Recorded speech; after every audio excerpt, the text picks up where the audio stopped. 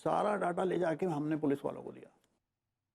आपने पूरी तहकीकात की, पूरी तहकीकात आपने पूरे सबूत इकट्ठे किए खुद ने, जो काम पुलिस को करना चाहिए था बेसिकली वो सब काम आपने किया और आपने ले जाकर वो पूरे सबूत पुलिस को दिए। उस गाड़ी में उस समय 46 टन माल भरा हुआ था, तो पुलिस वाले ने अपने रिकॉर्ड में लिखने से मना कर दिया। मैं उसको बोला कि भाई इसमें इस समय भी 46 टन माल भरा हुआ है, लिखते क्यों नहीं हो? बोला नहीं साहब, उससे कोई आपका संबंध नहीं है। अब आप भ्रष्टाचार की सीमाएं देखिए जी। पुलिस ने लिखने से मना कर दिया कि ये ओवरलोडेड है। ड्राइवर जेल में है, ड्राइवर ने जेल से एक एप्लीकेशन लगाई और उसमें लिखा कि मेरी गाड़ी थाने में खड़ी है और ओवरलोडेड है। ड्राइवर कन्फेस कर रहा है कि मेरी गाड़ी थाने में खड़ी है और ओवरलोडेड है। अगर उसका लोड नहीं उतरा तो मेरे टायर खराब हो जाएंगे, जिसका नुकसान मैं बर्दाश्त नहीं कर पाऊंगा, इसलिए मेरी गाड़ी को छोड़ दिया जाए। कोर्ट ने वो लेटर पुलिस स्टेशन में भेजा कि भाई तुम्हें कोई एतराज तो नहीं है? पुलिस स्टेशन ने लिख के दिया हमें कोई एतराज नहीं है, और फिर कोर्ट ने गाड़ी को छोड़ दिया। रिलीज भी हो गई गाड़ी। गुस्सा ही आता है सिस्टम के ऊपर।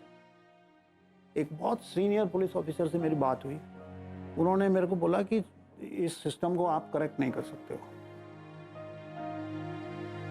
तो फिर मेरे मन के अंदर आ गया, नहीं मैं तो करेक्ट करूंगा।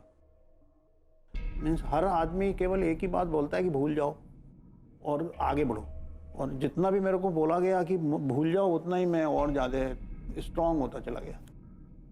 तो राकेश जी, ये जो आपकी पूरी लड़ाई थी प्रशासन के खिलाफ, ये ओवरलोडेड ट्रक्स जो चलते हैं इनके खिलाफ, आज आपकी लड़ाई कहाँ खड़ी है? इससे क्या कुछ फायदा हुआ है, कुछ कंक्लूजन निकला है? कुछ हद तक तो मैं बोलूँगा कि हाँ। लखनऊ में इंफॉर्मेशन कमिश्नर ने खुद कहा कि आपकी वजह से ओवरलोडिंग कम हो गई है, जिसकी वजह से कंस्ट्रक्शन मटेरियल की कॉस्ट बढ़ गई है, और मैं अपना घर बना रहा था वो अब महंगा पड़ रहा है। जी। ही वॉज सेटिस्फाई कि हाँ कुछ हो रहा है, बट अगर मैं अचीवमेंट लेवल देखूं तो बहुत बहुत कम हुआ है। राकेश जी, आपने अपने बेटे को खोया और उस लॉस ने आपको एक आरटीआई एक्टिविस्ट भी बना दिया। यस, मैंने पहली आरटीआई डाली थी जब पुलिस वालों ने रिकॉर्ड्स में ये लेने से मना कर दिया कि ट्रक ओवरलोडेड था। वहाँ से मेरा आरटीआई का सफ़र शुरू हुआ। तो आप आम लोगों की भी हेल्प करने लगे हैं आरटीआई के जरिए। प्लीज़ हमारे लिसनर सुनना चाहेंगे, अगर वो आपसे कांटेक्ट करना चाहते हैं किसी भी हेल्प के लिए, कैसे कर सकते हैं आपसे कांटेक्ट? वो मेरे को मेल डाल सकते हैं rti.rakesh@gmail.com rti.rakesh@gmail.com पर। जी। राकेश जी, हमारे साथ एक कॉलर है लाइन पर, आपसे बात करना चाहते हैं। हेलो हेलो आशीष जी, मैं मुनीरा बोल रही हूँ हैदराबाद से। जी मुनीरा, नमस्कार। क्या सवाल है आपका? राकेश जी, आपकी इस लड़ाई के लिए मैं मुबारकबाद देना चाहती हूँ। मुझे राकेश जी से ये पूछना था कि 2 साल पहले मैंने भी अपना बेटा खो दिया था ट्रेन एक्सीडेंट में, लेकिन कोई मुझे ये नहीं बता रहा है कि गलती मेरे बेटे की थी, रेलवे की या फिर सिस्टम की। मैं कैसे पता करूँ? मुझे इस बात का कौन जवाब देगा? राकेश जी, बहुत दुख हुआ सुन के आपके लॉस के लिए। आपने अपना बेटा खोया है। अगर आपको सिस्टम बता नहीं रहा है तो आप सूचना का अधिकार 2005 का प्रयोग कर सकती हैं। बहुत आसान सा तरीका है, आप एक एप्लीकेशन उनको डाल दीजिए, जो भी आपको जानकारी उनसे लेनी है उनको लिखिए जन सूचना अधिकारी, उनका एड्रेस डालिए, एक 10 रुपये का IPO अपनी एप्लीकेशन के साथ अटैच कीजिए, और जो भी आपको जानकारी चाहिए आप उनसे मांग सकते हैं। और 30 दिन का टाइम उनके पास है जन सूचना अधिकार के तहत। 30 दिन के बाद आप उनके अपीलीय अधिकारी को एक पत्र लिख के आप उनसे पूछ सकते हो, शिकायत कर सकती हैं अगर आपको जानकारी नहीं मिली है।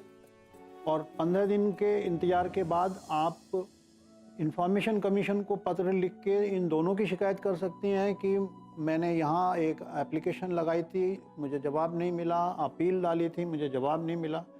आप इंफॉर्मेशन कमीशन ज़रूर अपनी तरफ से कोशिश करेगा कि आपको उस संबंध में सूचना मिल सके। जी, थैंक यू। मुनीरा जी, उम्मीद करते हैं कि आपको आपके सवाल का जवाब मिला होगा, और जिन सवालों के जवाब आप ढूंढ रही हैं उनका जवाब भी बहुत जल्द आपको मिल जाएगा। जी शुक्रिया। हमसे बात करने के लिए शुक्रिया। राकेश जी, आपका बहुत बहुत शुक्रिया हमारे शो पर आने के लिए, और उम्मीद करूंगा मैं कि आपकी लड़ाई ऐसे ही जारी रहे और आपको और सफलता मिले उसके अंदर। बहुत बहुत धन्यवाद। दोस्तों, राकेश जी के इस जज्बे को देखकर ये कुछ पंक्तियां हैं जो दिमाग में आती हैं।